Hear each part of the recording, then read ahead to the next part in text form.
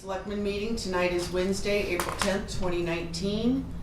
And any amendments to the agenda? Okay. All right, then. The Board of Selectmen will conduct a public hearing regarding nuisance or dangerous dog, Massachusetts General Law, Chapter 140, Section 157, to determine as to whether the dog known as Tiger, kept at 34A Longview Circle, Ayer, Massachusetts, is a nuisance dog or dangerous dog in accordance with Massachusetts General Laws, Chapter 140, Section 157. All right, Mr. Congrand. Madam Chair, members of the board, good evening. Through you, Madam Chair, I would ask Attorney Greg Corbo of Town Council to sort of outline the procedure for the hearing, and we proceed accordingly. Mr. Corbo? Thank you, through you, Madam Chair. Good evening. My name is Greg Corbo, Town Council for the Town of Ayer. And my role this evening is to help the board facilitate this hearing and render a decision. The proceeding tonight is governed by the Massachusetts General Laws, Chapter 140, Section 157. Pursuant to that statute, when the Board of Selectmen receives a complaint that a dog is a nuisance dog or a dangerous dog, it can convene a public hearing, render a decision, and issue certain orders concerning the restraint of that dog. The purpose tonight, then, is twofold. First, for the board to determine whether, based on the evidence, the dog is a nuisance or dangerous. And second, if it finds that the dog is a nuisance or dangerous, what, if any, order of restraint should be issued. We're going to proceed in three parts to this hearing. In the first part, the complaining party and the animal control officer will have an opportunity to present the complaint and present their case as to why the dog should be found to be a nuisance or dangerous, as well as anybody else who wishes to speak in favor of such a finding. Once the board is satisfied that it has heard all the evidence against the dog, we will proceed to the second part, in which the dog owner and anyone wishing to speak in favor of the dog can present evidence. At any time during the course of these two parts, members of the board can ask questions of the witnesses. I might have questions of the witnesses or the town manager. The police chief is here as well. If you wish to hear from him, you can hear from him. Once you're satisfied that you've heard all of the evidence, you'll enter the third and final phase of the proceeding, which is where you would deliberate and decide. And again, you've got two questions to answer. First, is the dog a nuisance dog or a dangerous dog? And second, if the answer to that question was yes, what, if any, remedy should you impose? Do you have any questions about the procedure? Okay. As we get started through the evidentiary portion of the hearing, we're going to first ask that everybody who intends to testify to stand up and be sworn in. Now, this is not a court proceeding. We don't follow the same formalities as a court would. There are no rules of evidence here. But that being said, we're going to expect that you adhere to a certain level of decorum that would be appropriate for a court. So, we're going to ask that you keep your remarks specific to the facts that are before the board, the incident occurred, and the behavior of the dog. Comments about individuals' personality or disparaging remarks or anything of that sort will be considered out of order, and you'll be ruled as such. We'll ask that, if you wish to speak, you wait your turn until you're recognized by the chair. And when someone is speaking, we would ask that they not be interrupted, except for questions that are approved through the chair. So with that being said, I would ask that anybody who intends to testify, please stand at this point to be sworn.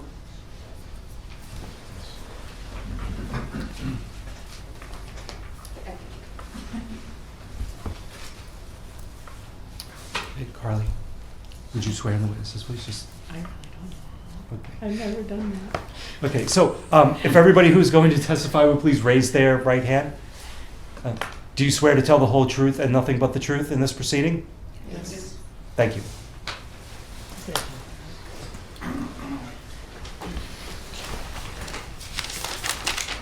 So with that, Madam Chair, through you, I would ask if Brenda Alcott is here.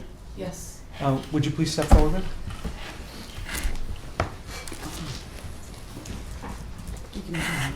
Oh, great. And Ms. Alcott, were you sworn in? Yes, Okay. And you've rendered a written complaint to the Board of Selectmen regarding this dog? I submitted a complaint to the dog officer. And would you please describe for the board the incident that led to that complaint? Yes, if you don't mind that I read it, so I don't miss anything. My name is Brenda Alcott. I live at the Willows. I own an 11-year-old hound dog mix that weighs 45 pounds. His name is Gunner. I walk my dog daily, morning and night. Over the last couple of years, I've reported to the property manager numerous times of a neighbor's dog being off-leash running free. Each time I was told by the property manager that she will send him out a violation note. The dog owner is Connor LaHiff, and his dog is a 3-year-old short pit bull named Tiger. Many times when I would see his dog off leash or I hear the dog owner whistling for his dog running off leash behind the condos, I was able to turn around and redirect my walking route to avoid his dog. When Connor's dog sees my dog, she goes on the attack. There were 2 instances where I was able to pick my dog up in time before Connor's dog reached mine. One of those times I was close to a pickup truck and I was able to put Gunner in the back of the truck. Connor proceeded to tell me that his dog slipped out of the leash. When I brought to Connor's attention that the leash was open, therefore being impossible to slip out of it as it would have needed to be closed, Connor began yelling at me that I was a stupid idiot. There have been 2 other times where I was not able to pick up my dog in time and Connor's dog attacked. The first attack was my dog sustained minor injury and I put him on anti-inflammatory meds that made him feel better. I contacted the police and a report was filed with the dog officer. I also contacted management and they assured me Connor will be sent another violation notice and it would include a fine.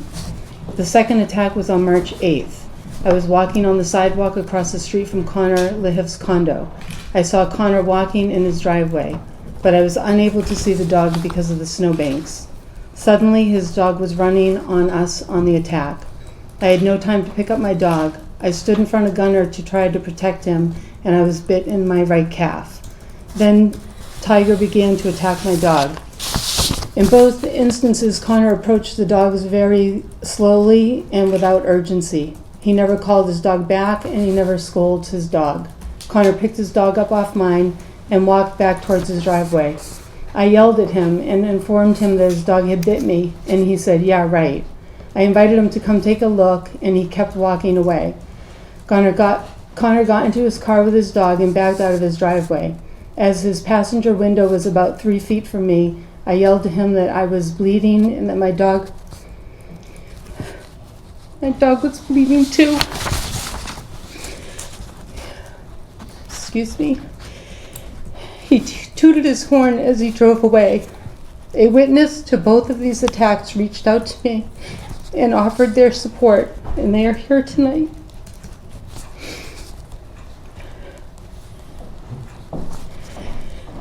Gunner and I limped home. I proceeded to the police department, then to the veterinary animal hospital, and then to Emerson Urgent Care.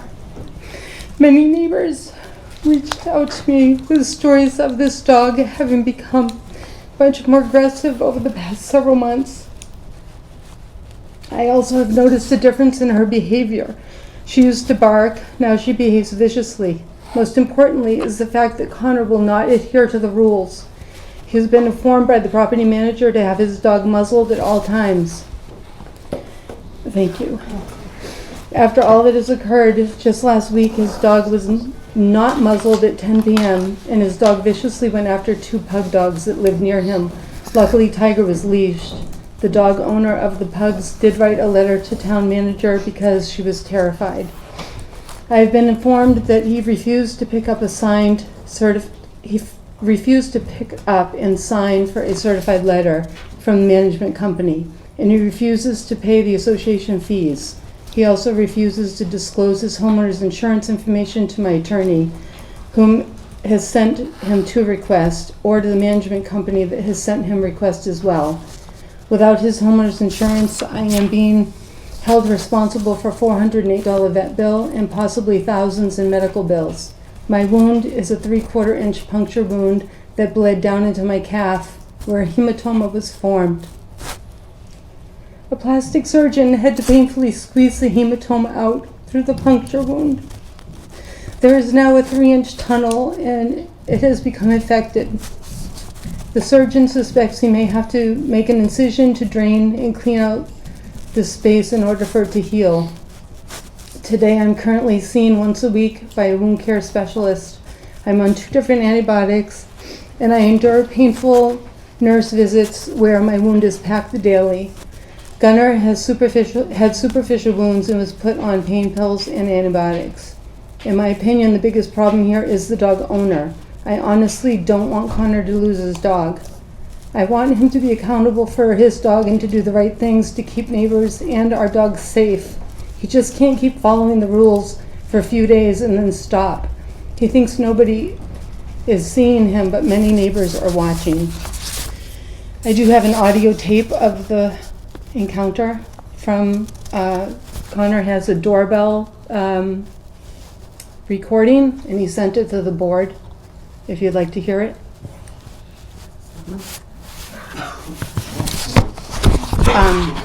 You'll have to excuse the language. I was very frustrated and upset. Is that there's a swear in it. It's okay, I understand.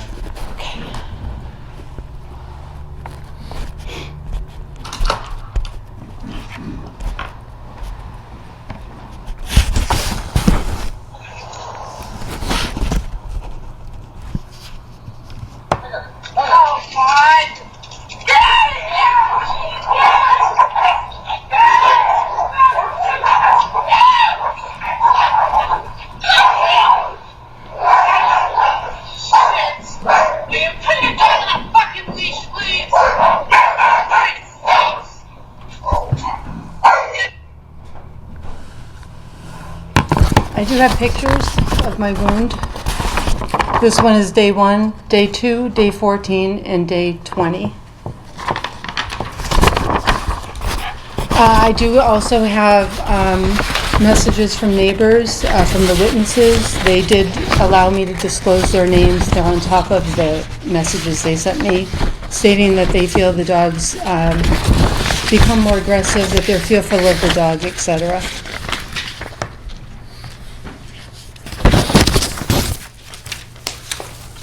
Thank you. I'm sorry, ma'am, can I just ask you a couple of Yes, questions? sure. Madam Chair? So, I was aware of the incident that occurred on March 8th. When did the first incident occur? Kevin on the board has a copy of all the complaints. I'm not sure of the exact date of that. I'm sorry, Kevin on the board? Kevin, so we have a board, an association board. Oh, I see, okay. Because we live in a condo complex, and when I filed the complaint, well, the police officer may know the date of that too. Okay, did you know just around when it was? I would say it was a year ago, maybe. Not even, maybe 9 months ago. But that's just a guess. Okay, so there were two incidences in which Connor's dog bit your dog, and in one case you. Yes. Okay, and then you said there were other incidents in which the dog chased you? Yes. Okay, how many of those? At least 2. How long ago were those?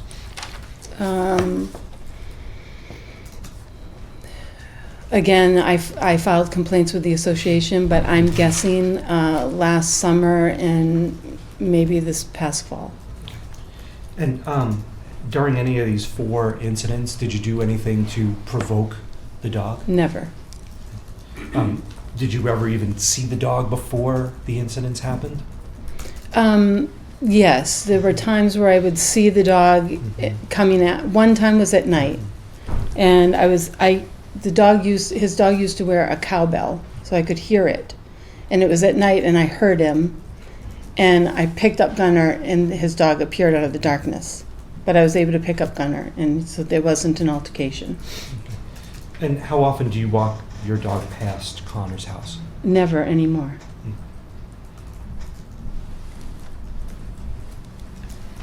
Members of the board, do you have any questions?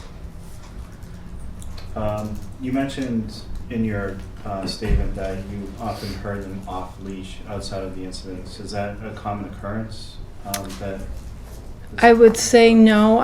It's not a common occurrence that I would hear him whistling for his dog. It happened a couple times, and the neighbors confirmed with me that it's his dog off leash behind the condos where people can't see it.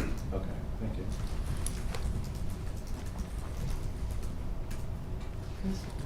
No, it's not. So I just wanted to make sure that I heard what he asked and what you just said again. So the dog is not always off the leash, but it has gotten away, been off the leash at various times. But Correct. it's not a constant. Correct. Okay, all right. I just wanted to make sure that I heard everything. Mhm. Thank you. Okay. Anything else? Nothing right Okay. Thank Thank you. you. Thank you. Thanks. Madam Chair, through you, would you like to hear from the representative of the condo association? Yes, I think so. Thank you. My name is Kevin Cowan. I'm the president of the Board of Trustees for the Willows Condo Association, of which we are all residents. On November 25th, 2017, we received a complaint, and Mr. Lahif was notified by Alpine Property Management and fined for having his dog off a leash. Same thing happened again on August 2nd, 2018, and October 21st, 2018. On March 8th, we had the incident, and Mr. Lahif was given a quarantine order by the animal control officer. As part of that, the dog was to be quarantined for 10 days. If it was outside the home, it had to be muzzled. On March 17th, this was during the quarantine period, I personally witnessed Mr. Lahif with the dog, no leash, no muzzle. On March 27th, at the direction of the Board of Trustees, a letter was sent to Mr. Lahif requiring him to use a muzzle. He refused delivery of the letter. It was sent U.S. mail, registered mail. It was sent via 2 emails. On April 8th, there was the dog was out. It was leashed, but no muzzle, and it attacked dogs belonging to Miss Nancy Tinelli of 35 Longview Circle. So I believe this shows a clear pattern. We've been warning him over and over and over again, and he just simply refuses to comply with the rules of the condo association and the rules of the state of Massachusetts. It's a continuing pattern. Through you, Madam Chair. So do you live in the complex as well? Yes, I do. Okay. And have you noticed the dog being out and unattended? Not unattended. I have seen the dog off leash. How many times? I'd say 3 or 4 times Over what period of time? over the last 2 years. And as I said, and specifically on March 17th. And I'm sorry, what did you say the person's name was who had the 2 pugs attacked? Nancy Tinelli. And is she here tonight? No, she couldn't make it, but she wrote a letter to the town She did. manager. She did write a. We forwarded it to the board the other day. I believe I forwarded it to you Monday. Yes. Yeah. Was there a report filed with animal control or PD on that attack? No. I do not believe so.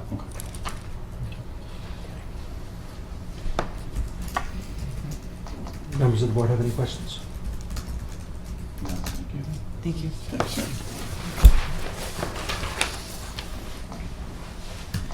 sir. Is there anybody else who wishes to give evidence of complaint? Yes. Hi there. My name is Kathy Worst, and I live at 31 Longview Circle and live directly across from Connor. my husband and I, our bedroom overlooks the driveway and the loop that people use. You know, we live in a circle, so a lot of people just do the loop. And we've been woken up 2 times to both of these attacks. We had no idea that Connor's dog had attacked the same person, but we were woken up because it happened early in the morning to the sound of the screaming and the dogs fighting.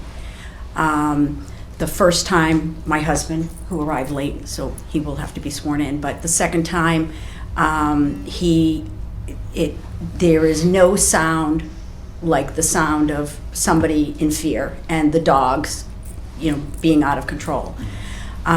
We have witnessed Connor, you know, letting the dog out I have witnessed Connor letting the dog out the front door and being on his phone, but I've also witnessed Connor, you know, having the dog on the leash as well. So I've seen both instances, you know, the dog being let out the door and, you know, kind of doing his business but not restrained. So we did, when we heard about this attack, we contacted the the Alpine Property Management and sent Sandra, who is in charge of our development, a letter of concern that night. And we were addressed back that it had been reported and they would, you know, get in touch with us. So, again, I don't want to see the dog go, but I am concerned at what we're hearing and what we're seeing. So, that's what I can add to this. Thank you. Did anybody else have any questions? No. Yes, ma'am. My name is Teresa Ruisi, and I live at 36A Longview Circle, which is basically 4 doors away from Connor. And I have to tell you that I heard the attack last week. I was watching television in my home with Mr. Cowan, and we heard dogs barking. Didn't get up to go look, but come to find out later, that's what happened. So I heard it with, you know, my television on, 2 people in the home. There was quite a confrontation. And I've lived in the association for 4 years now, almost 4 years, let me correct myself. And multiple times over the last 2 years, I have seen that dog running through my backyard with Connor following it, or Connor just following it on his phone texting. And the dog has not been on a leash. And I can't tell you how many times, because I honestly couldn't make a good estimate because it's been that many times. And since the dog was ordered to be muzzled, I filed a complaint with Sandra, the property manager, because the dog was clearly off the leash in my backyard, going down into the ravine to go to the bathroom. When the dog got to the top of the hill, Connor put him on the leash. And I was like beyond at that point, and I'm like, enough's enough, I'm writing something to Sandra. So I did. That was the only time I've formally written a complaint, but there have been many other times I've seen the dog off the leash. I can't tell you whether the dog has been vicious. I don't physically hear it. I just see them go behind my backyard. And multiple times, especially last summer, frequently. Like I said, I can't tell you how many times. But I just wanted to make that known because I do live in a very close proximity to the animal, and I see it. So that's all I just wanted to add. Wait a minute. Oh, sorry. I'm sorry, we're talking about the upper half of Longview, where We're the talking common area is in the middle? No, the back half that was recently finished. Okay. Within the last 3 or 4 years. I Okay. moved in 4 years ago, and Okay. I believe he moved in maybe 2 or 3 years ago. Thank you.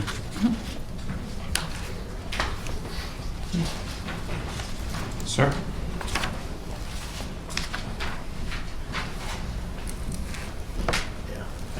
Steve Worst at 31 Longview Circle. I think my wife Kathy was just up here. Oh, wait a minute. Have you been sworn in? I have not. Okay. Could you please raise your right hand? Do you promise to tell the whole truth and nothing but the truth? Yes. Okay. Let's continue. So I guess my similar experience. I just, my experience was that I witnessed the two attacks on Brenda. They were right in front of our house. And so, woken up by the barking early in the morning, and then I got out of bed. I didn't see them under the because they were too close to the house, and I couldn't see the angle. But I heard the barking. I heard Brenda screaming, and that she had been bit. And then Connor came across the street, picked up his dog, and carried him back across the street, and put him in the car. And then right after that, Brenda said, "My dog is bleeding too," and that's what I saw of the most recent attack. Do you have other experience with this dog? Only what I've seen in the neighborhood, similar to what everybody else has said. I mean, usually I see him on the leash. Sometimes he's not, but it's my only concern is that just seeing the pattern that there's this, the dog is obviously aggressive, and my concern is that there's little kids in the neighborhood, and that the dog could kill a little kid. And that's just my worry. Any questions? No. Thank you.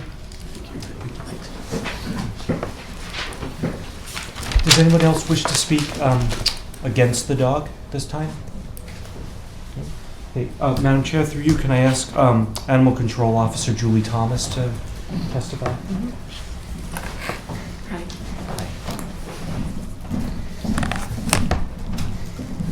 Would you please introduce yourself? I'm Julie Thomas, the Animal Control from Ayer. Hey, and what is your experience with this dog?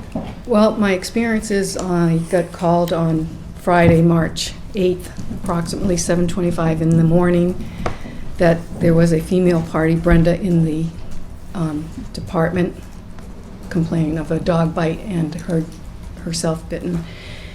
And she explained that she was walking her dog Gunner on leash past Connor's home when Tiger ran out and started attacking her dog, as she had said. She said she tried to break up the fight and was bitten on her calf. Brenda claimed that she yelled to Connor, "When are you going to keep your dog on the leash?" And she claimed that he had some heated words and left honking in the car. When I arrived at the station, Matt Hardy was already talking with her, and she had written her statement and had taken a photograph of her injury. I had called Connor by phone, and he explained that he had gone out in the morning to his garage to open the door and looked out to see if there was anyone there, went back into the house to get his dog to bring to the car. He mentioned to me that then he went back into the house, and that's when Tiger ran out of the garage.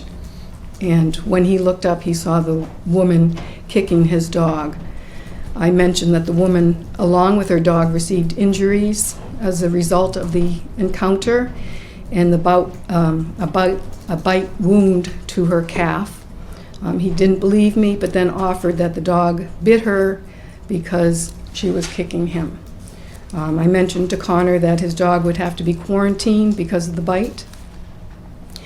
Connor was upset with this decision, and Officer Hardy offered to speak with Connor, but he refused to speak with him, saying that he believed that we had already made up our minds that it was his fault, his dog's fault. Connor said that he'd be working and I could meet him at 6 p.m. I went with Officer Brent Davis and Officer Casey Scott, and I issued a citation for his dog being unleashed and off his property, along with a 10-day quarantine. Connor was confrontational and expressed that it wasn't his fault, that he had also gotten bitten. And I had said to him that he had not mentioned that to me before when I was speaking to him. So he showed us where he was bitten. We took pictures. I did not see an open wound. Connor then said that he didn't like the way I investigated, and I was lousy at my job.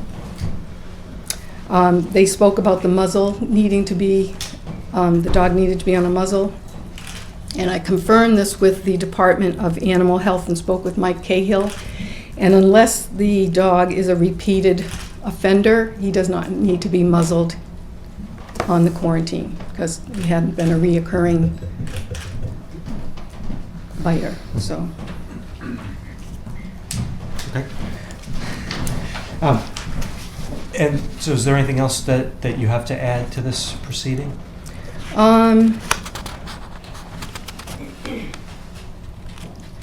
I had the date of August 2nd, 2018. That's when the first time Brenda had brought the attention to me about his dog being out and aggressive. So what were you told at that time? I left word with Connor that he needed to contact me, which he never did contact back to me, but there was other issues that I had inquired assistant. I had asked Brenda to call and contact the police department for further investigations on some issues. What issues? I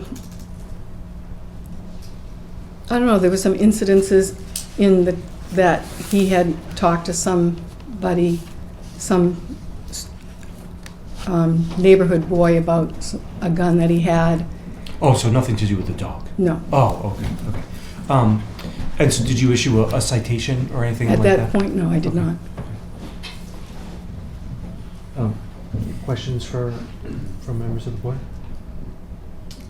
So right now you have 2 formal complaints on this dog? Yes. One in August of 2018, you said? Mhm. And then, of course, the most recent one. But based on the 2 incidents, you've heard that everyone's been complaining? Right. Okay, but you've only been formally notified twice? Mhm. Okay. Just, Which animal did he claim he was bit by? His own dog or Mrs. Elcott's dog? I don't think he mentioned it. Okay. He did not say that. Okay. Scott? There's also reference to the attack on the 2 pug dogs, I believe. I did not get word on There's that. no complaint filed for that. Okay, thank you. So have you had an opportunity to observe this dog at all? Only through his door and when I unquarantined the dog. And do you have any experience in sort of evaluating animal behavior? He did not seem aggressive to me when I was at the door. Okay. What do these, based on what you heard of these incidents, what does that tell you in your experience?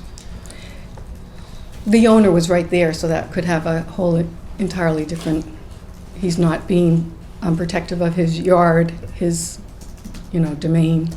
So I don't know. Anything else? I don't believe so. Questions from the board? No question. Okay. Thank you. Okay, so Madam Chair, at this time, it would be appropriate for the dog's owner to give testimony if they're present? Mhm. Yes, please step up, sir. And state your name for the record. Connor Lahiff.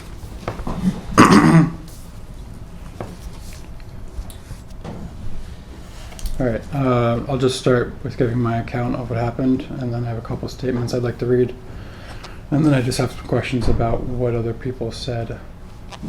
Is that how you guys do things?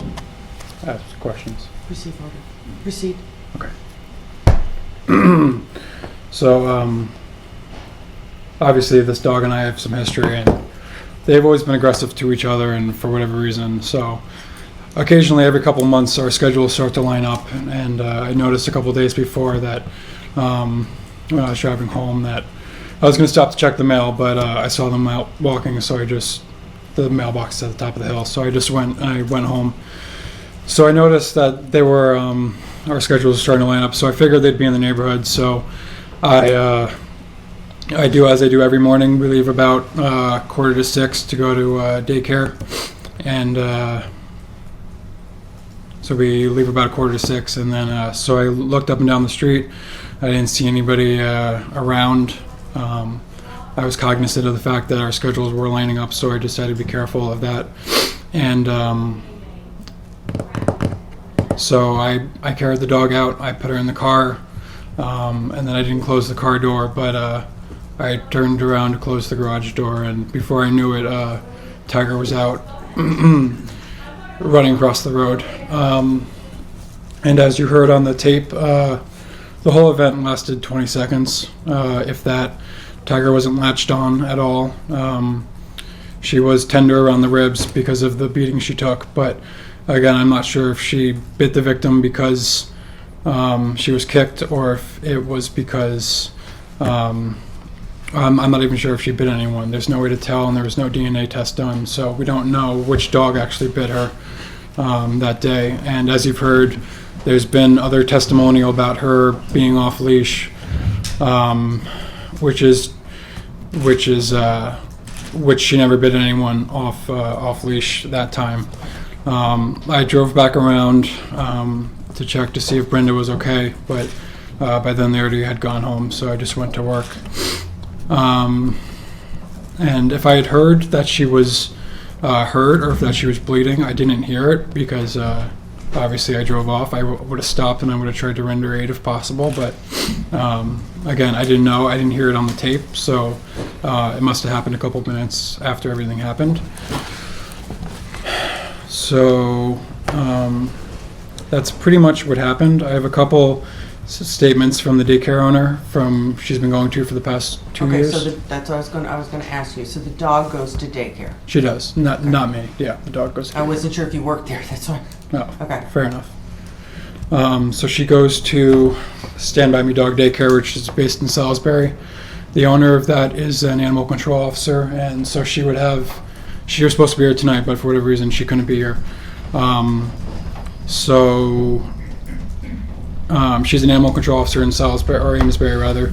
So she has pretty good recollect of who Tiger is, and she's been going there for a few years, probably 10 hours a day over 5 days. So she writes, "To whom it may concern, Tiger has been attending my daycare for over a year. As stated by my general manager, Tiger is one of our most even-tempered dogs. She is frequently used as our intro dog because she has such an even and predictable temperament. We have never had any issues of aggression with Tiger involving other dogs or humans. She always has welcomed new staff with excitement. My daycare is set up in such a way that requires all of our dogs to be compatible with any dog that they are put with. Our packs are always mixed. Tiger has been a favorite of anyone who works for me from the second they met her. Her disposition has made her one of the easiest dogs in our care." Did she sign the letter? Oh, I'm sorry. She signed it, Carly Capopalo, owner of the Stand By Me Dog Daycare, which I can forward to all of you. Okay. Her general manager writes, this is Brielle. She writes that she's been employed since Stand By Me Dog Daycare since the end of November 2018, and Tiger very quickly became her favorite dog that attends our daycare.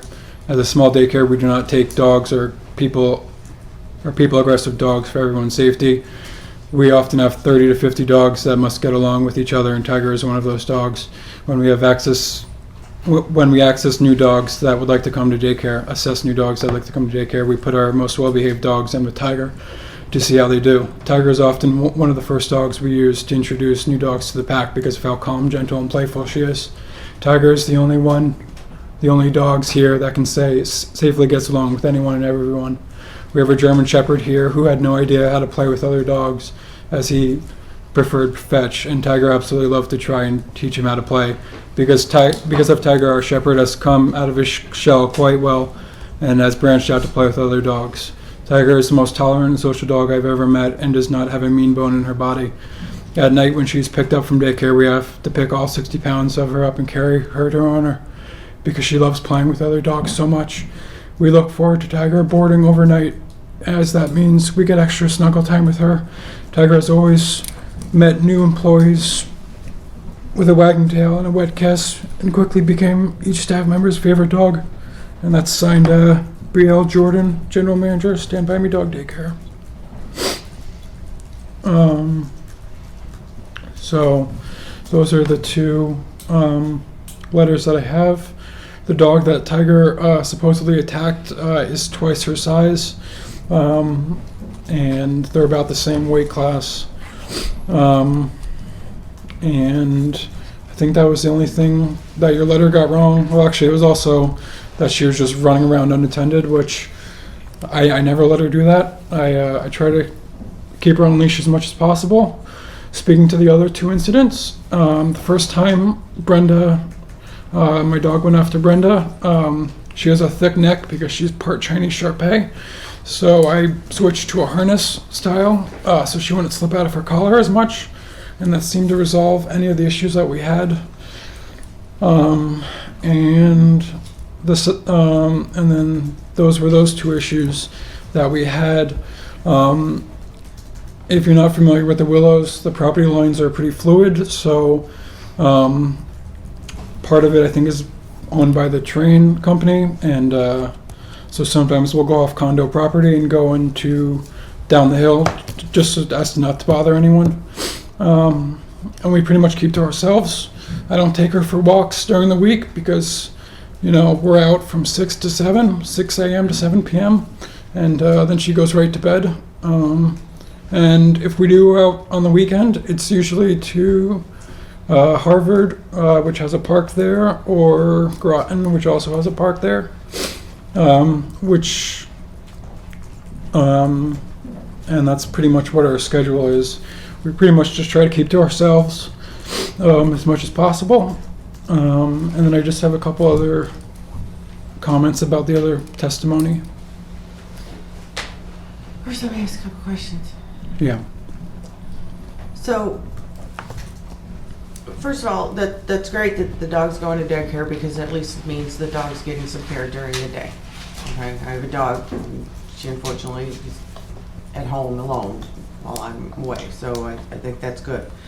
But you stated that you knew that it was made clear that morning that there had been some type of altercation. You stated that your dog was feeling a little tender due to being kicked, which is a defense mechanism when you're trying to, you know, get a dog away from you. Mm-hmm. But you said you didn't know that there was a wound, but you could sense there was an altercation. So my first question is, did you even ask if anybody was hurt? Did you ask if you knew your dog had just gotten hurt, but did you ask about anybody else? Well, I saw her being kicked repeatedly. I was like right on top of it within 5 seconds of the attack. So my focus was on Tiger and her well-being. You didn't ask why your dog was being kicked? Yeah. Well, I don't really like confrontation, and she was screaming bloody murder, so it made me scared that she was going to do something to me. So I just wanted to get out of there as quick as possible and protect myself and my dog. Okay. Have you received any notification from the association, from your neighbors, at any point in time, in the time that you've owned Tiger, that there is some concerns? No, there's a lot of gossiping on Facebook. That's not what I asked you. I was responding to your question. But I want to know, they've stated that that letters have been sent to you. No, there's been no letters sent to me. I haven't received any letters. How old is Tiger? Fine, No, let's not interrupt. How old is Tiger? She's 3. 3. How long have you had Tiger? 3 years. So the full 3 years. What breed is she? Officially, according to her veterinary paperwork, she's a Chinese Shar-Pei and a Basset Hound. That's a hound. What kind of weight does she carry? Usually 50 to 55 pounds. 50 to 55. Okay. I invited. Sorry, are you done? Just one quick follow-up question. Do you do any, since you've had her since she was really young, have you done any formal training with her, or did you do the training yourself? Yeah, all the training is provided by the daycare, and Okay. so that's included. And you said she's been going to daycare for about 1 year? No, about 2.5 years. 2.5. Okay. Yeah. I invited everyone to come down and see her, but no one took me up on my offer. So she's a There small. are processes to follow, and they have to be followed properly. Okay. Madam Chair, before we go on, can I just ask a couple questions? So, there was also testimony here about an issue with two pugs. Completely false. Okay, so would you explain in your words then what happened during that incident? This neighbor moved in 3 or 4 months ago. Their dogs have always been aggressive to me. I thought we had a good understanding where their dogs were aggressive towards me, so I try to stay to the other side. But the pugs were never attacked. We always go on the other side of the street or just avoid them at all, just because I don't want to cause any confrontation. But they were never attacked, no. And I think they would swear to the same thing.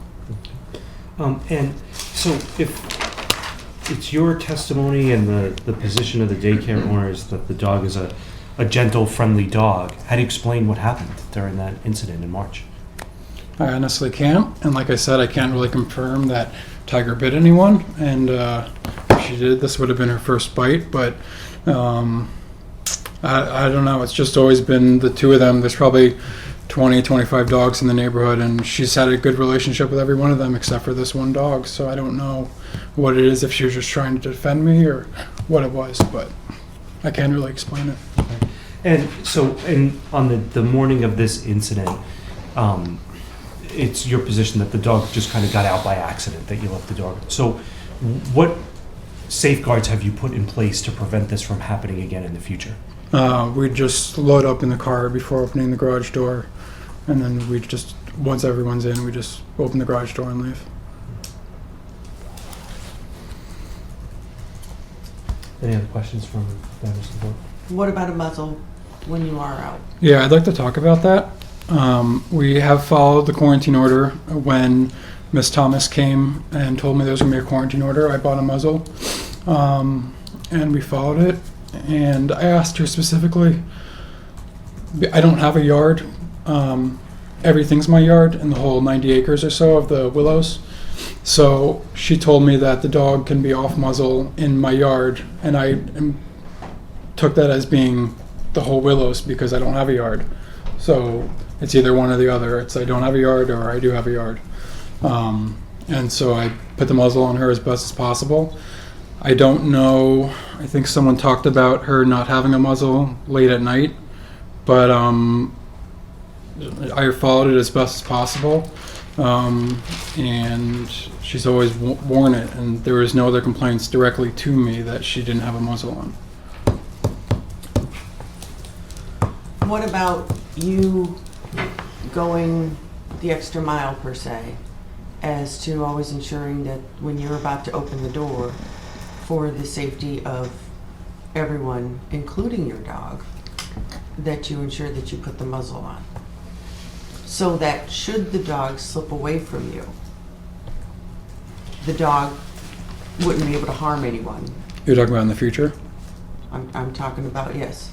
Well, like I said, we don't really go for walks during the week or on the weekends. But I'm talking about, you know, I have Oh, a yeah. dog. I have a dog. Yeah. Okay? You open the door, it's like a toddler. Yeah. You look, the dog's there, you say, hi, how are you? You look back, where'd the dog go? You're about to open the door. What about ensuring that there's a muzzle on that dog? Oh, it's a part of putting the harness on her and putting the muzzle on her, so everything goes on before we go out the door.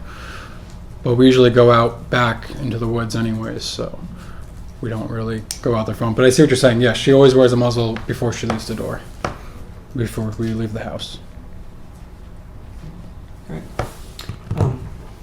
So when you say that you don't have a yard, do you own any outdoor area that can be fenced in? It's considered it's considered a condo, so the only thing I own is the 4 walls inside my house. Okay, so there's no outdoor area that you could put a fence around? Correct. So the board issued a indefinite muzzle order, I guess. So I asked Kevin to define what he meant when he said common area, and that includes the entire Willows complex. So I don't have a yard, so I just have to have her muzzled on the entire complex. Does that answer your question? Yes. I guess what I'm struggling to understand is, we've had statements that multiple times the tiger has been off the leash, has gotten away from you. If you're putting the harness on before you even open the door, how are these possible?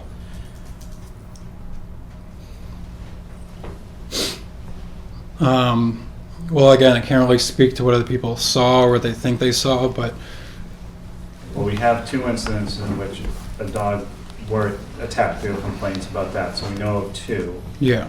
Which in my heart of hearts, I know were accidents. They weren't intentional. And I always do my best, and she's always on a leash. And it's not a statement that they're intentional. You know, dogs have instincts. Sometimes dogs find other dogs that they just don't like. Mhm.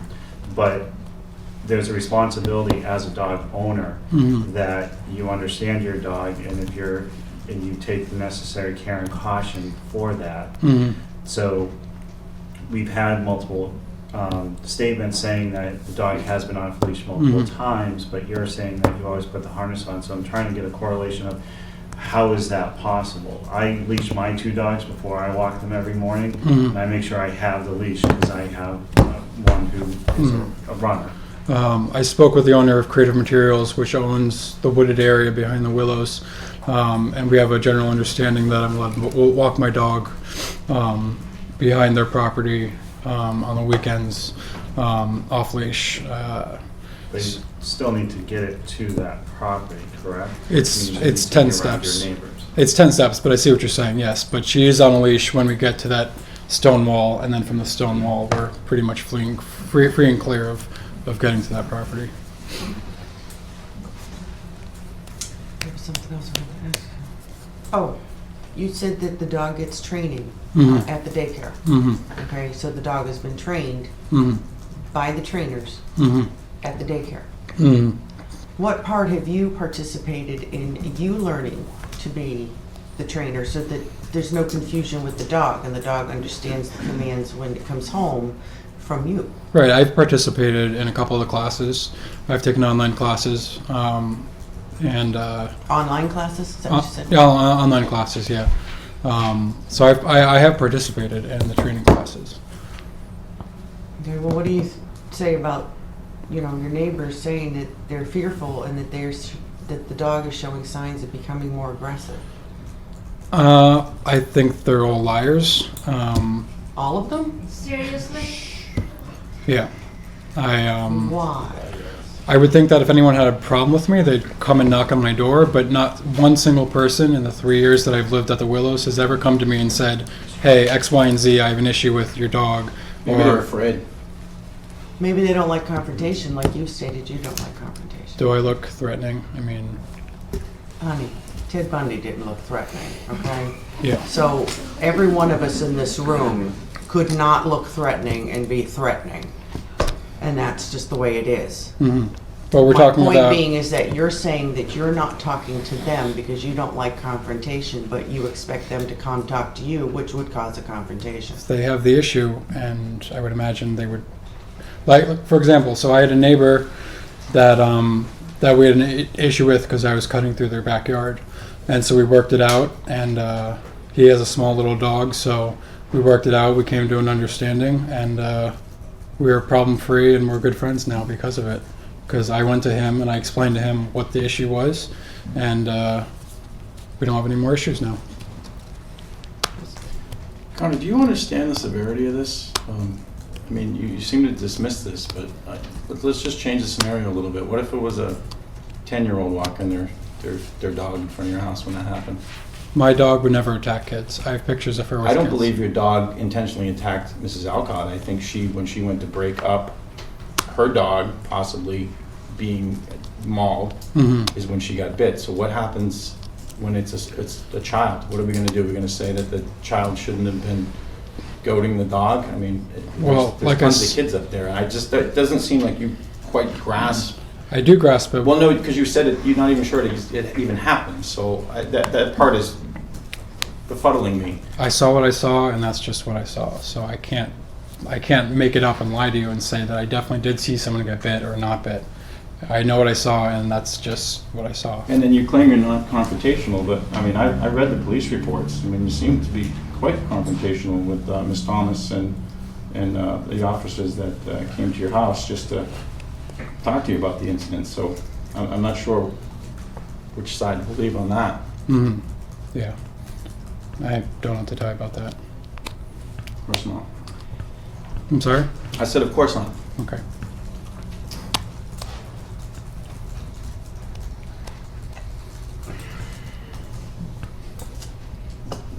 you say that your dog is not aggressive Mhm. and that wouldn't hurt anybody, Mhm. okay? But as been stated earlier, sometimes you just don't know when an animal's gonna see another animal. Mhm. An animal can come from 2 blocks away Mhm. and see a dog tied up to a tree and decide to attack, Mhm. okay?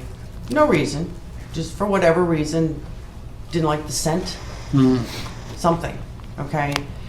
What we're trying to find out is, I am concerned, I'm glad he asked, because I'm not sure if you're grasping the severity of this issue. But also, what are you going to do? The dog's an animal, Tiger's an animal, Mhm. okay? Tiger's looking to you for guidance as to how to behave.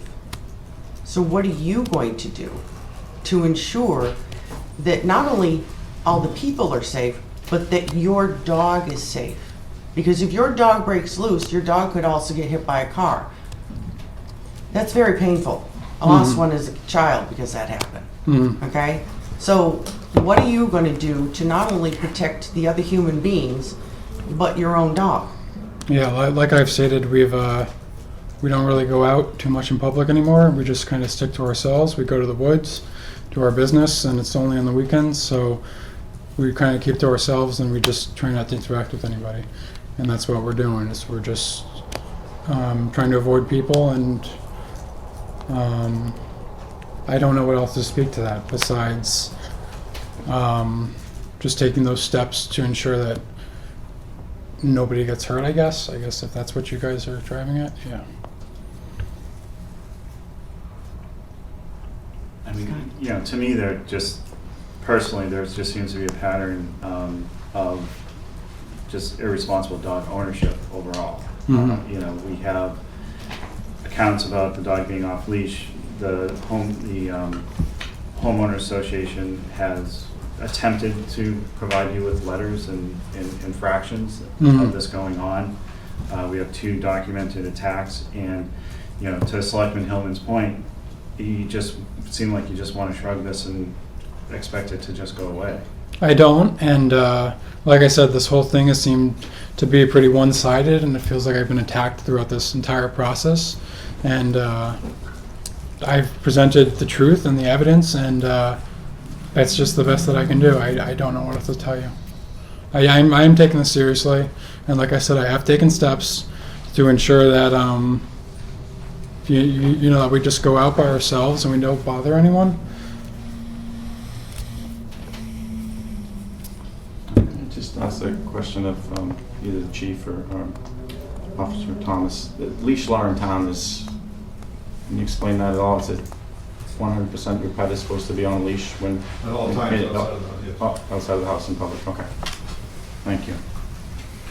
So that means you're gonna have to keep that dog on a leash. On private property too. It can get loose.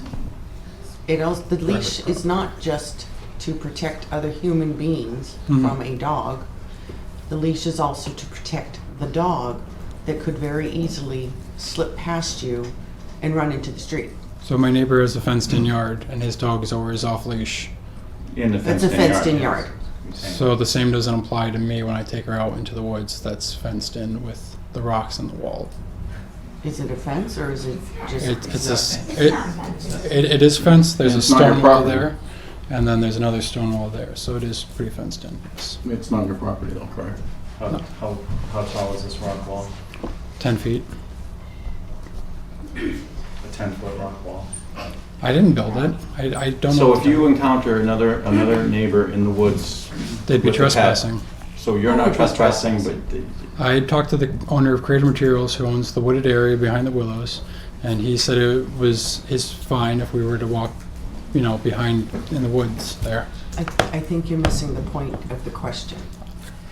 The point of the question is that even though your neighbor may have said that you're okay to walk your dog through there, that if your dog is off the leash and someone else, you can't say they're trespassing, only the owner of that property can say they're trespassing. But if somebody else came through and your dog is not on the leash, Yeah. there could be a disaster. Yeah. So you need to keep the dog on the leash. Okay. She is always on a leash. I don't know what else to tell you.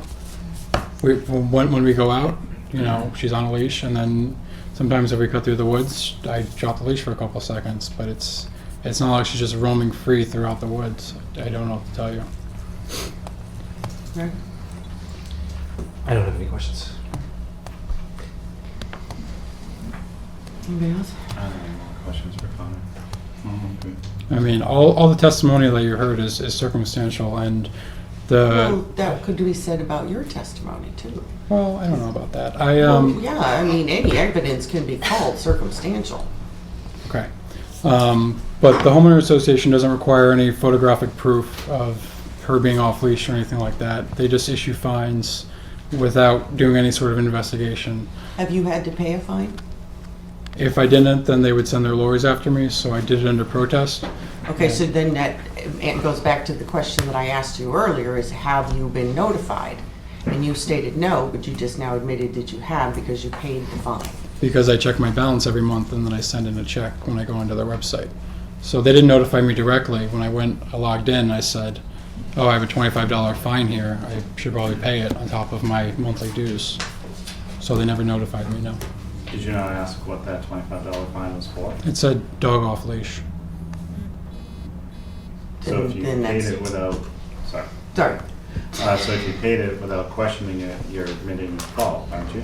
No, because they don't have an appeals process, and apparently Sandra Ivos, who's our company, you know, she's the only person that works there. There's no one above her, so I tried calling the company and protesting it, but she was the only person that could deal with it, and she didn't want to deal with it. Actually, Madam Chair, can I ask a question? Mhm. So, when you were fined by the homeowners association for not having the dog on the leash, you didn't get any kind of notice of that? Nope. Okay. And you also claim that you didn't get any kind of notice from the town about this hearing. Nothing certified, nothing. Do you get other mail? I think so, yeah. Okay, so you just don't get mail when it relates to the dog? No, I don't think so. I get flyers and stuff. I relate to the Why are you did here send it tonight? certified. How'd you know we were to come tonight? I have a neighbor, the neighbor who we became friends with because of the dog issue. He said, we were sitting on the sidewalk, she had a muzzle on, and he said, oh, you guys, there's a meeting on Wednesday, and you should go. So that's how I found out. And if I may ask, Robert, that was sent certified mail? I'm sorry, Carly. We sent it. You. Madam Chair, the notice was sent by Ms. Antonellis, both certified and regular U.S. mail. And then, as the board is aware, Mr. LaHiff, through his email correspondence, I did respond and send another copy of that original notice. Which was Monday night, Tuesday night, yeah. So, We sent it last Wednesday, so should have been plenty of time. okay. I'm just telling you what I, Well, the U.S. Postal Service, if it's sent certified mail, would be able to tell us exactly what happened. Yeah, we have the tracking number. I didn't see anything on my cameras, so, you know. Just one more question. Connor, do you own your condo, or do you lease or rent? I own it. Okay. Right? Nothing further. Nothing further for Connor. Anything further for Connor? Oh, okay, thanks. Okay, thank you, Connor. Can I just look through my notes real quick? Real quick. Thank you. All right, that's all I got. Thanks. Thank you. So through you, Madam Chair, is there anybody else here who wishes to speak on behalf of the dog? Yes, please step up.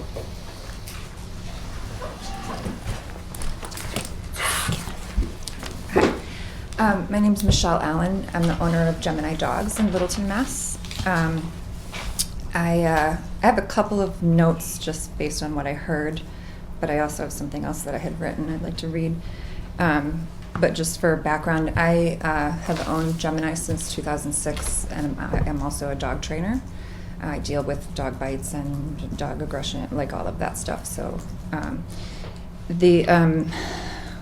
what I wanted to just say was, in regards to Tiger specifically, Tiger attended daycare at Gemini Dogs for almost a year, so this is prior. He's been going to another daycare with her, for 9 months or a year or something.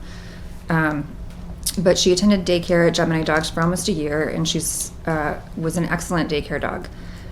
She never received a single incident report. And That would be present in a dog's file if there was ever any incidents that caused a dog to be pulled from playgroup, or if there had ever been any instance of fighting or even scuffling with another dog.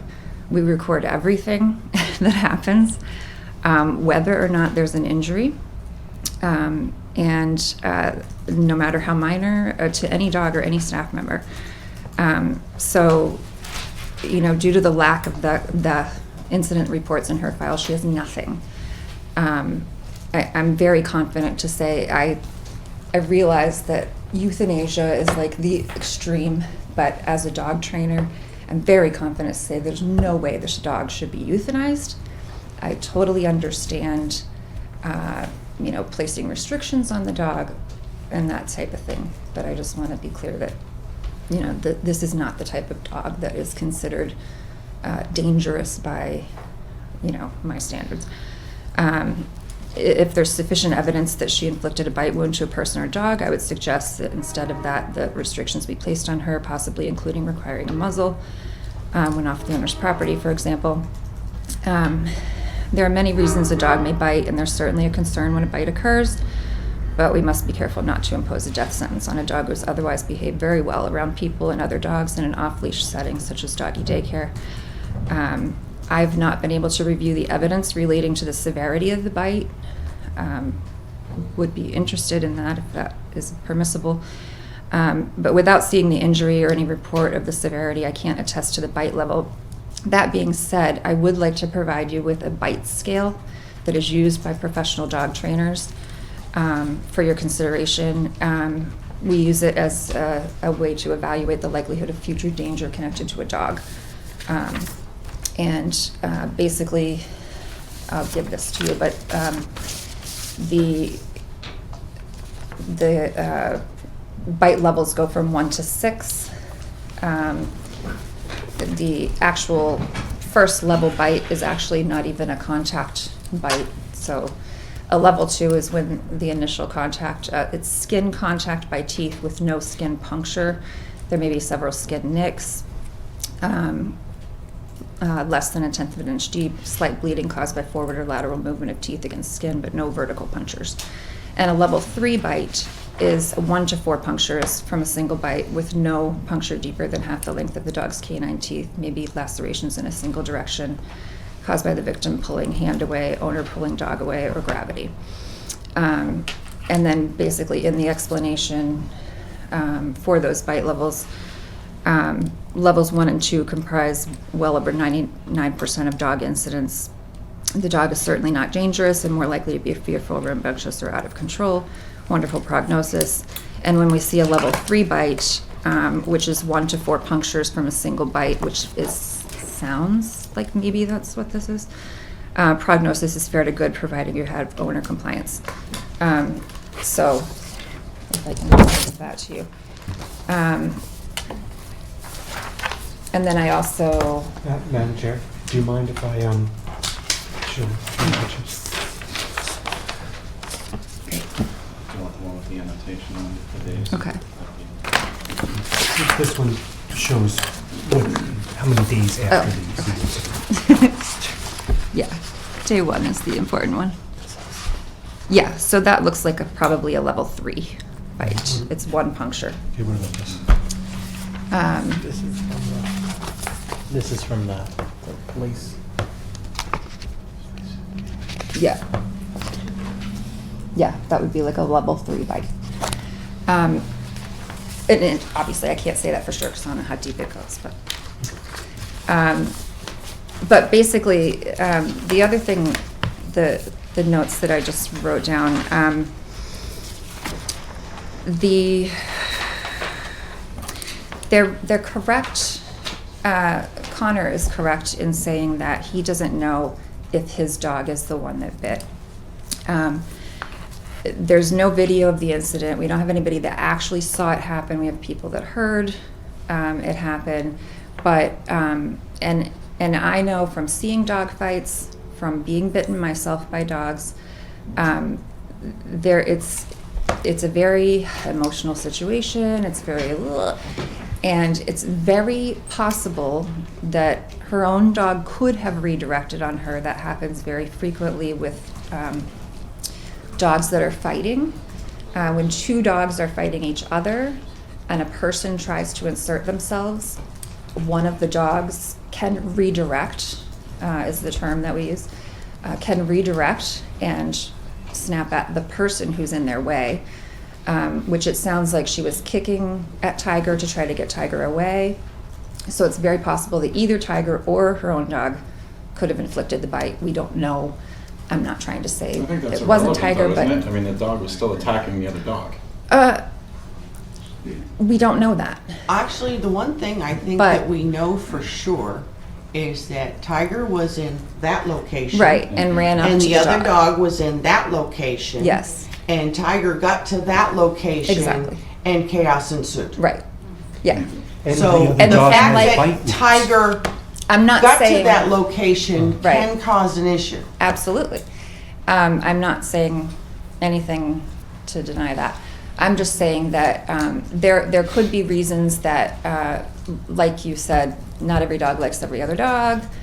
There could be reasons that Tiger could have run up to a dog for perfectly, hey, there's a dog. Run up to the dog and then something happened. But when we talk about dogs viciously attacking or going on the attack and that kind of language, we can't know what happened. I know from her perception that could have been what it seemed like, and that could have been what happened. I'm not saying it's not, but we have to also say, like, it could be the dog runs up to the dog and then a fight happens. But, you know, like I said, I think if you place restrictions on Tiger and say, must be on a leash, must be on a muzzle, when exiting the owner's house, for example, then that's a better way to deal with it than to go to an extreme.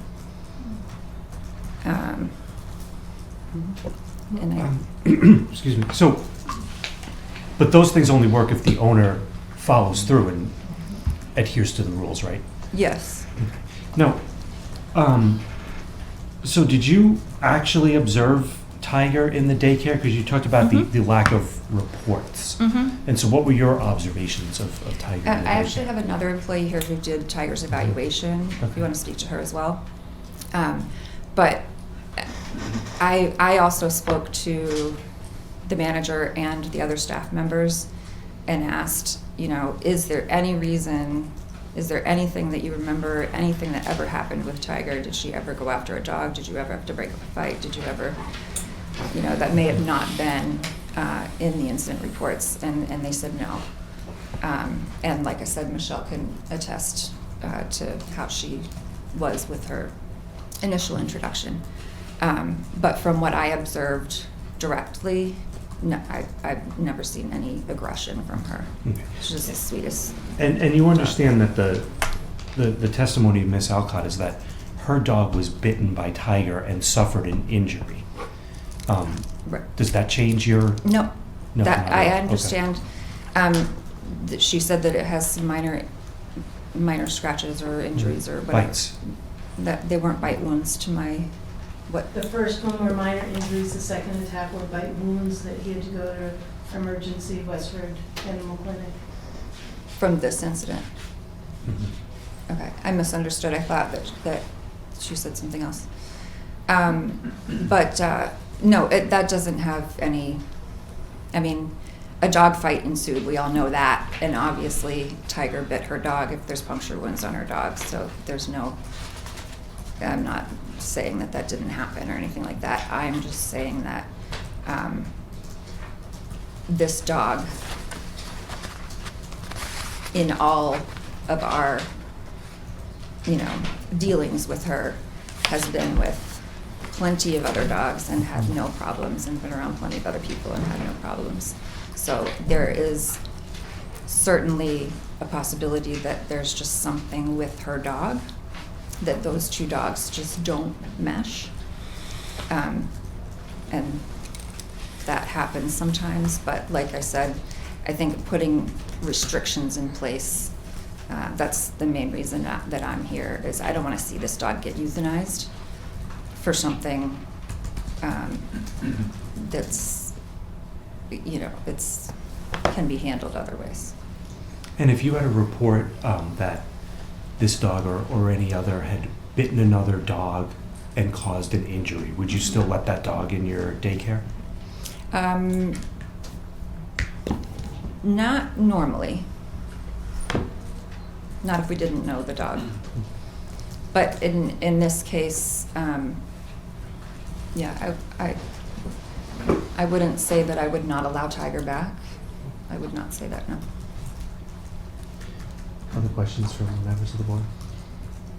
No, Thank you.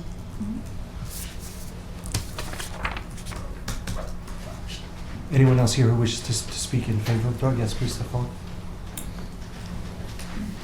Hi, I'm Michelle Doucette, and I am the new dog coordinator at Gemini Dogs, and I'm the person who did the initial intake, interview, and evaluation of Tiger when she started at Gemini. When was that? I believe it was either the beginning of 2017 or the end of 2016. She immediately became one of my favorite dogs. What the other daycare said, I echo completely. I saw no issues with her. I do have pictures and video of her at daycare if you're interested in any of that, but I don't really feel that it is that pertinent to the case, because this seems to be much more of a handling issue than an actual issue of the behavior of the dog.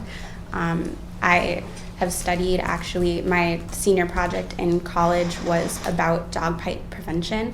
I've studied canine body language and interactions with humans, and how to prevent things like this. Unfortunately, I echo what she said, that I don't think that this is a euthanasia should be on the table at all. Obviously, things that have been tried to put in place already have not been working. I think restrictions should be found. Like what restrictions? I don't know what else is on the table with this, but I do not think that it should be euthanasia, because this is a very good dog she's been exposed to all kinds of dogs and people in the daycare and has not shown any signs of any kind of aggression there. Madam Chair, ma'am. Well, so have you been here the whole time? Mm-hmm. Listening? Okay, so you've heard testimony that the dog runs loose in the Mm-hmm. neighborhood, that the owner allows it to be off leash behind the neighborhood in the wooded area, that there have been several incidents where the dog has gotten out and acted aggressively towards other dogs, Mm-hmm. that on at least 2 occasions the dog has bitten other dogs. I'm sorry, haven't we just said twice that there was only one incident of an actual bite and the other was a scuffle injury that resulted in minor injuries? Well, it may have resulted in minor injuries, but it was a bite. Mm-hmm. So, and you also heard that the owner doesn't have his own fenced-in area. So, as someone who has expertise in dog behavior and management, what would you recommend that this board do to keep this from happening I don't again? know if it's my place to put my exact opinion on what I think should happen, but I think that this is not the right situation for him and Tiger to be in. I don't want to say, I think he should move somewhere where there is a place that he can have the dog safely for the well-being of the dog and him and the neighbors. But I don't truly feel that that's my place to say this, even though I just did. Thank you. Other questions from members of the board? I don't have any. Okay, thanks. Thank you. Thank you. I'm sorry, this is one piece of paper. Oh. I just wanted to pass Yep. that to you. Oh. This is the ASPCA position statement, and it does have some, like possible restrictions listed there. Okay. Is there anybody else who wishes to speak in favor of the dog?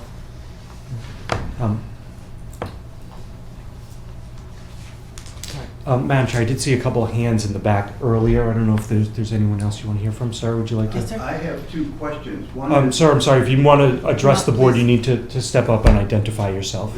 just to ask the question? Yes. Okay.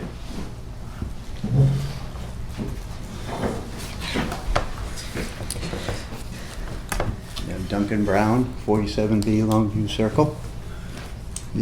I didn't stand up Okay. before. I'm sorry. Do you swear to tell the whole truth and nothing but the truth? I do. Thank you. Two questions. Connor mentioned that he had shown a bite that he had gotten to the police and to the dog officer. What dog bit him and caused that bite? Was that his own dog, or was that I some don't other think that dog? was established. Connor? Madam Chair, I believe it was Gunner, the other dog, but it probably just happened as I was getting between the two dogs to separate them. And the second thing is that when the dog was quarantined, did the dog continue to go to daycare? And was the daycare notified that he was under quarantine? Connor? Madam Chair, yes, I did inform the daycare. We have a close working relationship, so they were provided with updates on this situation. So the dog, while in quarantine, did go to the daycare? Correct. Thank you.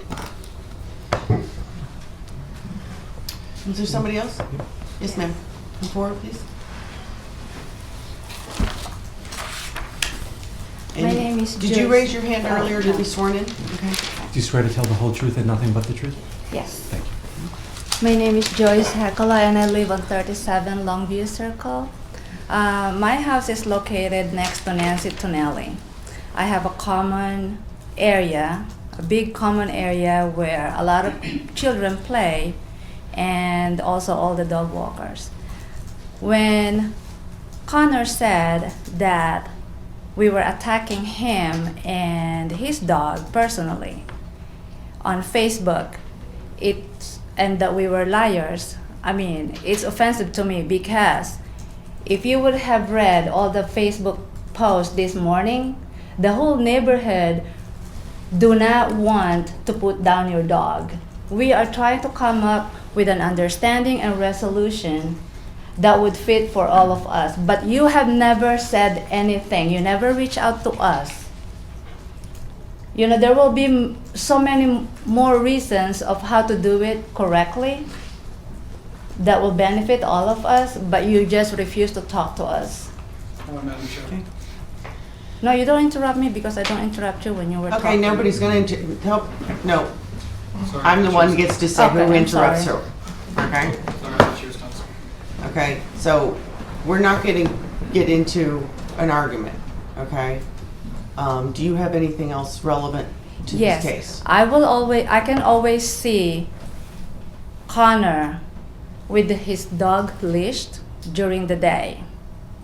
And when that attack happened to the Tonelli's dogs, it was sometime between 10 and 10:30 in the evening. It was a very loud barking. And I live right next door to Nancy, and she texted me the next morning and said, Tony and I, we were walking the two dogs, opened the garage door, and there was Tiger, came out of nowhere in the dark, unleashed. And when he said that the two dogs are very aggressive dogs, it's not really true because my daughter is 16 years old and we always take care of the dogs. So we have never seen them very aggressive, and they are on the leash while his dog wasn't. Thank you. Thank you. You're welcome. Thank you. I have a rebuttal to that. Come forward. Her dog is actually never on a leash. She has a fenced-in area, but it's technically a violation of the rules that her dog is allowed to run off leash anyways, and nothing gets done about it. Which house do you live in?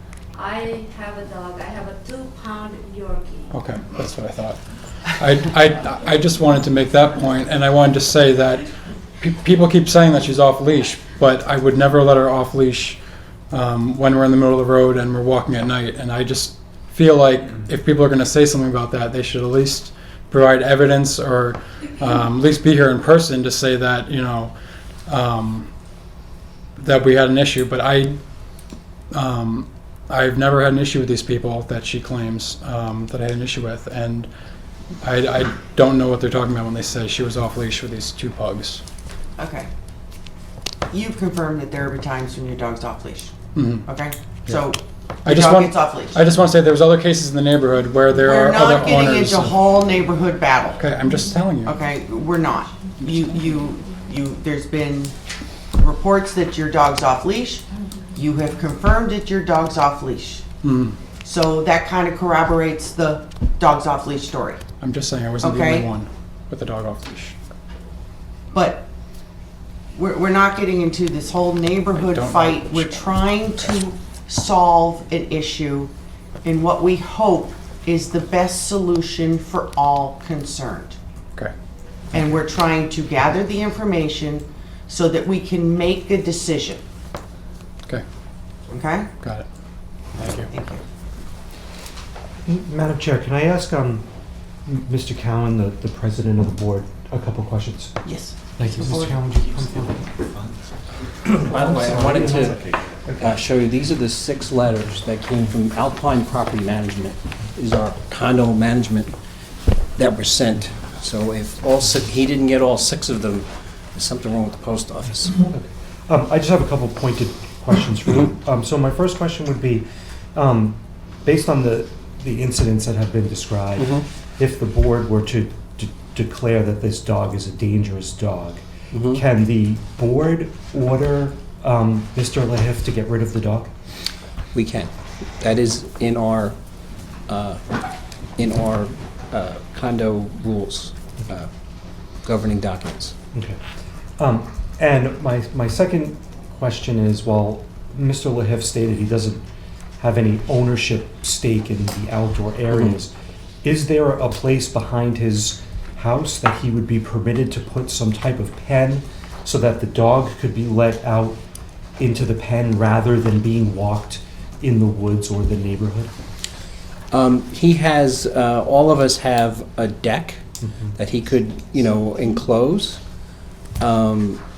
But as far as the land behind him, that's all considered common property. It's shared property.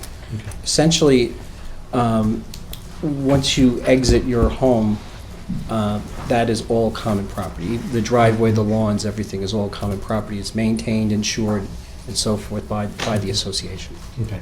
And is there any circumstance in which the association would allow a pen to be built? It could be considered. I would have to come to a vote, but it could be considered. Okay, I have nothing. Anything else? No, thank you. Thank you.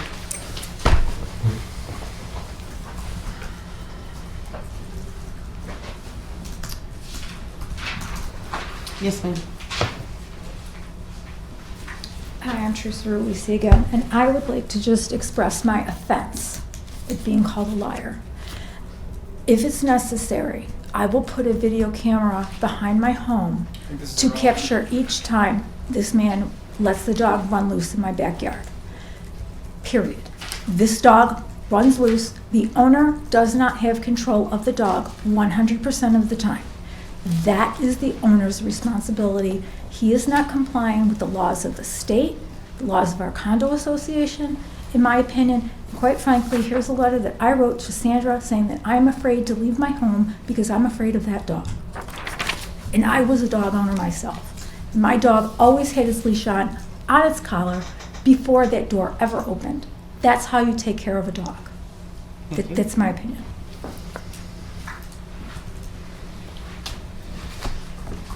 Okay, Madam Chair, is there any other evidence you think you need to hear at this time? No. Oh, questions from members of the board? I just have a question for the police department. Can the dog owner be charged criminally for not having a dog on leash? I mean, criminally? Yeah, or there's no charge No. directly to the owner? No. Okay.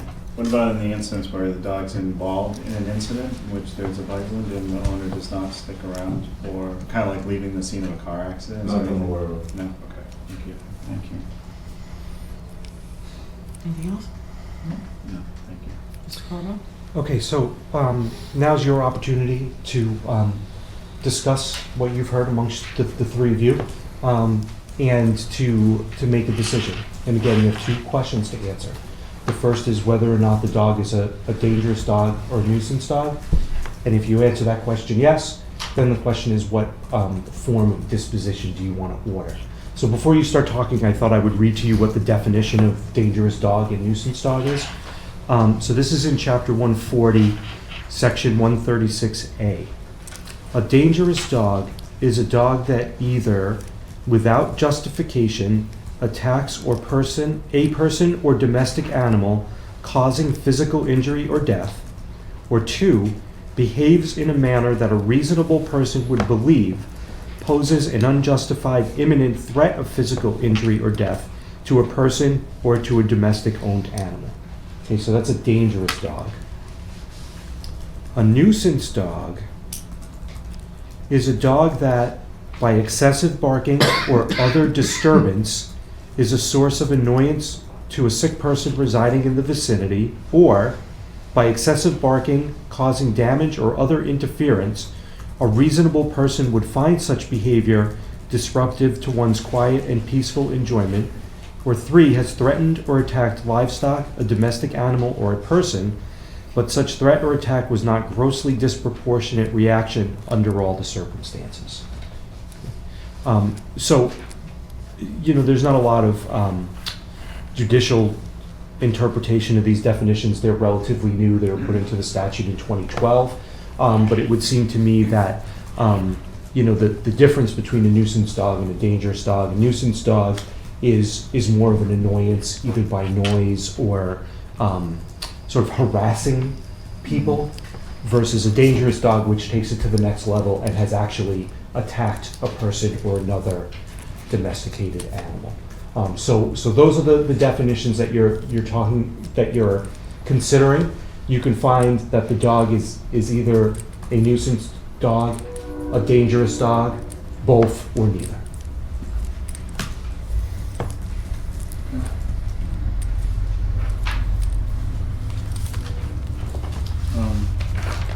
I'll start off, I guess, with deliberations. I have a couple concerns. Dogs sometimes don't get along, we know that. People sometimes don't get along, we certainly know that. But my biggest concern is the almost ignorance of the dog owner to this whole incidents, and that nothing's wrong. This is the world out to get him, and his dog hasn't committed any issues at all. And I feel like this is just going to escalate. Something, we're seeing this now. If you don't do something, like I said before, this could be a child the next time, or it could be. We've seen in dog attacks where someone falls to the ground. Dogs, it could have been, Mrs. Alcott's head or throat or whatever. I just, like I said, based on what I've heard from the dog owner, I'm not comfortable with this dog. There definitely is a pattern of irresponsible dog ownership. There has been $100 worth of fines, according to the letters here, which I'm assuming have been paid, so there's an acceptability of the actions of being off leash. There's other statements that they're off leash. There seems to be an ignorance around when you're outside of your house, even if it is going 10 feet into a private property that you have permission to be on, your dog still needs to be on leash at that point. The residents themselves seem to be fearful of the dog, and most of the ones we've heard from have said it seems to be a pattern of continued aggression. You can have, to Selectman Hogan's point, dogs that don't get along. You can also have environments where dogs don't feel comfortable anymore, and therefore they can be more aggressive towards the people and other animals around them.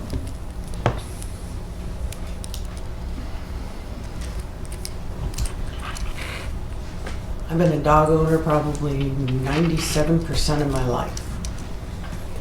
And I had a little silky terrier that was sweet as anything, and I'd take him outside, and he'd be yapping so much he'd scare everybody. So I'd have to say to everybody, don't touch the terrier. And I had a beagle walking alongside me too, because I had the two dogs, and everybody can pet the beagle. Don't touch the terrier. I've had situations, even as a dog owner, where everything was fine, and all of a sudden the dog got mad at me. Well, I didn't know I was stepping on its bone. I didn't know that, but it got mad. That was my own dog, so I know. The dogs aren't always dangerous, but they can have that one moment where they can become dangerous.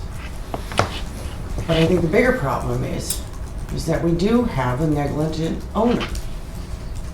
And I'm a little concerned also, is the dog getting upset because by your own admission you're shutting yourself away and trying to avoid everybody, and you know, is the dog getting frustrated? And will that cause a bigger problem?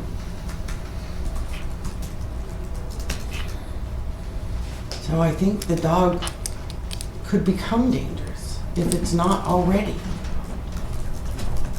And that's the problem. If we say this dog is dangerous, will we always know for sure? Was it fully dangerous, or was it just that one horrible moment that could have been a lot worse? And that is the problem with this. Because no matter what decision gets made, something's not going to be right with it. But it sounds like, because of what I think is negligence, and maybe not on purpose, is causing this dog to maybe be frustrated. And maybe this dog is trying to reach out and make friends, and it's not going well. I don't know. I cannot read the dog's mind. But I think we have, as it's been put forward, a path to something very bad.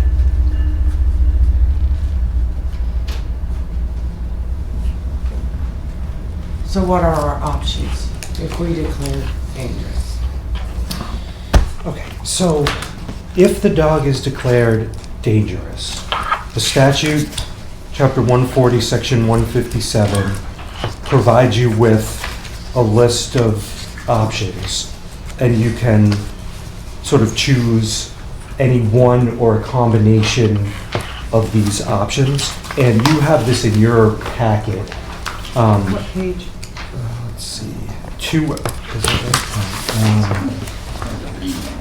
Yeah, it is hard to read, and I'll read it into the record. 1, 2, 3, 4. Starting on the 5th page.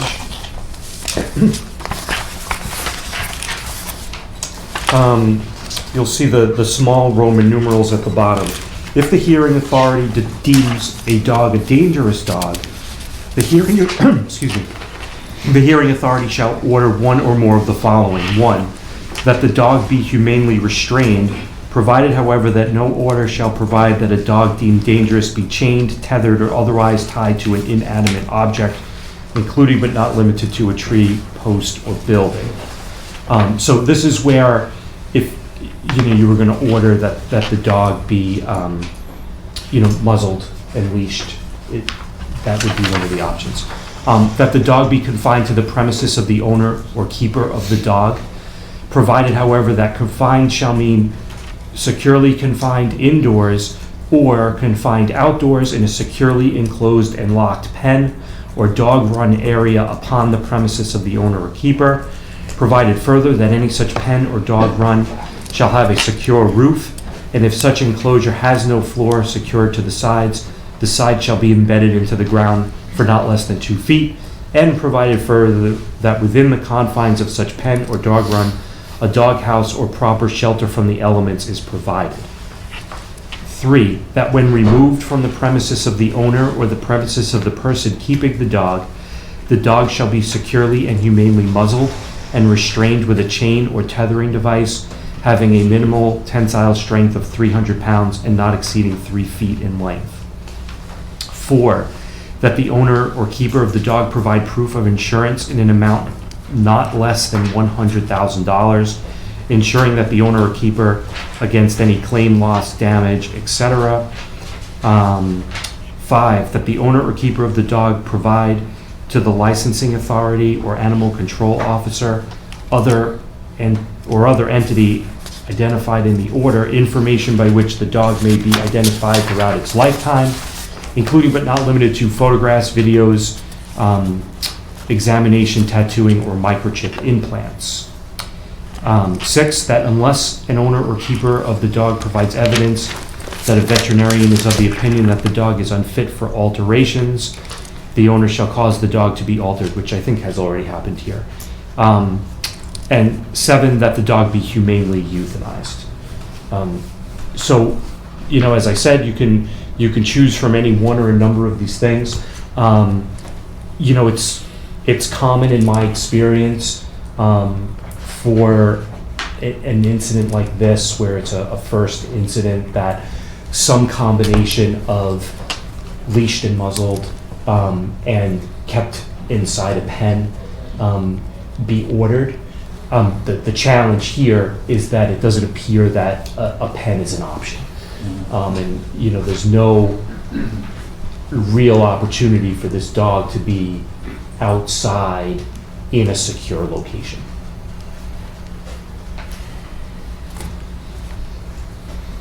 And, you know, you have the further challenge that any of these first 6 items depends upon the owner's cooperation and adherence to the rules.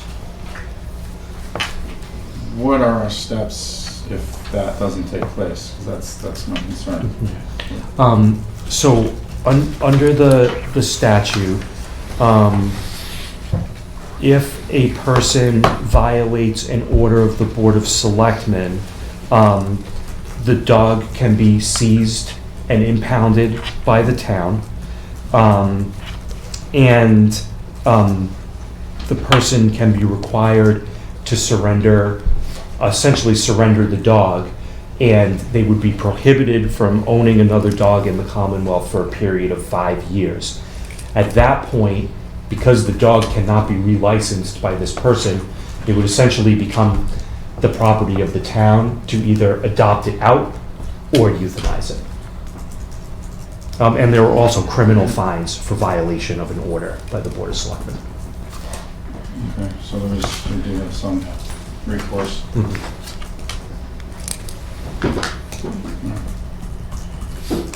Yeah. I would like to make a motion. I move based on the facts introduced at this public hearing, including but not limited to the sworn witness testimony of Brenda Alcott and the facts set forth in the Air Police Incident Report dated March 8, 2019, that the dog owned by Connor Heath and known as Tiger is a dangerous dog. I second. All those in favor? Aye. Aye. Chair says aye.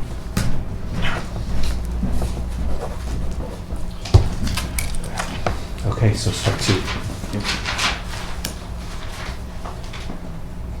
Getting there.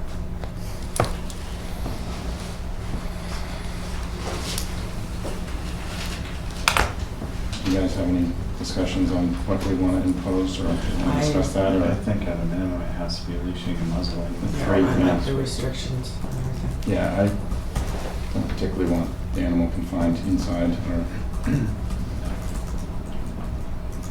Just need to- So, Point of order question, for the muzzling and leashing, that would have to occur even on private property if he's outdoors? That's correct. Anytime the dog is outdoors, it would have to be muzzled and on a leash, held by an adult capable of restraining the dog. Thank you.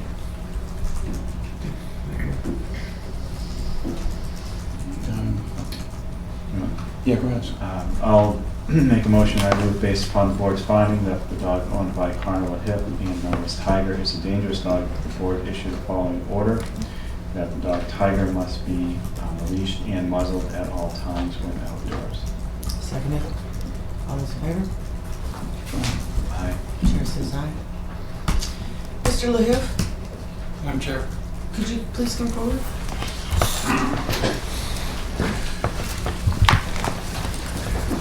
Do you understand the severity that if you do not follow the rules as to what could happen? I do, and I'm sorry for my behavior. I just don't deal with all this too well, so I'm sorry for my behavior. I'm trying. I really am trying. I'm well familiar with human quirks, so I get it. I think everyone gets upset in these issues. But you need to understand that if you do not follow this plan, that Tiger will be no more. Got it. I understand. Okay? And I don't think it's fair that Tiger would have to suffer when it doesn't need to happen. Okay? And Connor, I mean, it goes a long ways too. I mean, when stuff like this happens, I mean, if my dog attacked Mr. Corbo's dog, I mean, I would be beside myself, but I would reach out to Mr. Corbo and I would say, I'm sorry, what can I do? This won't happen again. I mean, the whole, you know, driving away and saying it didn't happen or you know, not following up. I mean, I think there's a pattern here. I'm being sued in court, so I didn't want to admit guilt that could later go against me in court. But I mean, my point is that, you know, there's dog incidents all the time that never reach this level. I've been on this board since 2012, and Janice has been here since 2013. We've never come across this. So I mean, this is extreme. And the last thing we want to do is, you know, we're all pet owners at one time or another. We don't want you to have to put down your dog. That's not what we want. But we also know that, you know, I don't know any of these people, but they seem like nice people who live in a nice neighborhood. Whether you all get along or not, they still have the right to walk down their street and not worry that their dog, as do you. I mean, it goes both ways. So I mean, that's the point. I mean, we want everybody to be safe up there. And I do work up there. There's kids, you know, this time of year, kids are out all the time up there too. And that's the other issue. So. Late for the party. We will ask questions about that come free till later. So I mean, I don't want you to think this is an attack on you. I believe everything that your current daycare and these people said from Gemini. I had my dog trained at Gemini. I believe that he's probably great in that atmosphere, but for some reason, for whatever reason, we have to protect everybody up there and your dog. You don't want to be back here in 6 months doing this again and under different circumstances. Not only that, I'm going to remind you that I know you're feeling attacked, and probably any one of us would feel that way. But I want to remind you what was also said here tonight by a couple people. They don't want to see Tiger euthanized. They don't want to see you lose your dog. But what they would like from you is to be in better control. And I think if you're in better control, even Tiger might be a little bit happier. I think something's going on that Tiger's unhappy with. Get the dog whisperer, become the dog whisperer. No? But no one wants you to lose this. But we do expect you to follow your instructions. Okay. Scott? Dog ownership is a great responsibility, and I've had dogs my whole life. And the one thing that I've noticed over the years is the more structure that a dog has, the better behaved they are. So there's a great responsibility on you for Tiger. You know, her life is dependent on you at this point, because you have to do the right thing, and you have to set those boundaries, and you have to follow the rules that we've had to impose on you because of past actions. And we want to have faith that you'll do it for your dog, because, you know, we all have an emotional connection with our dogs, and, you know, they're dependent on us for this. Is there anything else? So you said muzzle at all times.